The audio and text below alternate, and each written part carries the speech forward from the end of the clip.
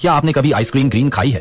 तीनों पतियों ने तेज दादा की रेफ्रिजरेटर से बाहर निकाली, लेकिन वो नहीं जानता थी कि इसे कैसे पिघलाया जाए। अचानक बड़ी बहन की एक विचार सूझी। उसने एक सफेद कपड़े का टुकड़ा निकाली और दादा को एक बड़ी सी मांस की पकड़ में लपेट दिया। क्योंकि शहर में घर भीड़ भाड़ वाले थे और दादू को पिघलने में 15 घंटे लगा थी, इसीलिए उन तीनों को उन्हें एक ट्रक में लाता कर ग्रामीण क्षेत्रों में अपने गहनगार ले जाना पड़े। लेकिन कुछ लोग योजना पर चर्चा करने में इतनी व्यस्त थी कि वो जाने से पहले दरवाजा बंद करना भूल गए। कर इतनी तेज गति से निकल रही थी, तीन आगे बैठकर बातें कर रही थी। उन्हें ये एहसास ही नहीं था कि दादा हाथ में झूम रहा था। सबसे बड़ी बहन ने तो एक्सीलेटर पर रखकर कार की स्टार्ट स्ट्रोप से आगे बढ़ा दिया। दादा का कोई दर्द नहीं होता, लेकिन वहाँ कार से बाहर निकल जाता।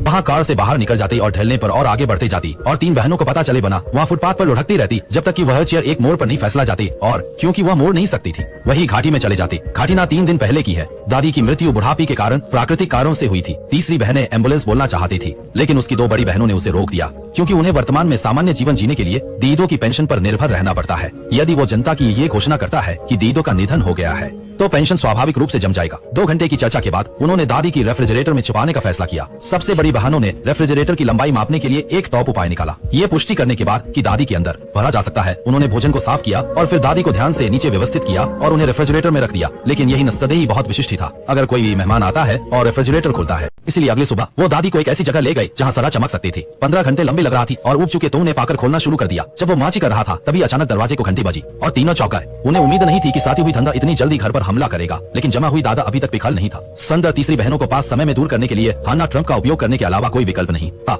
अंत में उसने अपनी बहन के साथ गुप्तकांड की सफलतापूर्वक आदान प्रदान किया और शरीफ के अंदर बुलाया। उसने दीदा को अपनी बहन के साथ तेशी खेलते देखा। तीसरी बहन ने कमरे में जाने का अवसर लिया और शरीफ के ऊपर धकेल दिया। शरीफ ने दिखावा करना बंद कर दिया। वास्तव में वह 2 बार अचानक निरीक्षण करने के लिए नहीं आया था, बल्कि इसीलिए कि वह लंबे समय से तीसरी बहनों की प्रशंसा करती थी और उसी रात के खाने पर आमंत्रित करना चाहती थी। यह देखकर तीसरी बहन ने जवाब नहीं दिया। शरीफ के दिल में एक जवाब था, इसलिए वो खड़ा हो गया और छोड़ना चाहते था। अप्रत्याशित रूप से तीसरी बहन ने पल में अपने कपड़े बदल लिए और कहा कि वो शरीफ को डेट करने के लिए तैयार है। हालांकि उसके दादा का शरीर अभी भी घर पर था, इसीलिए उसको डांट करने का कोई मूड नहीं था।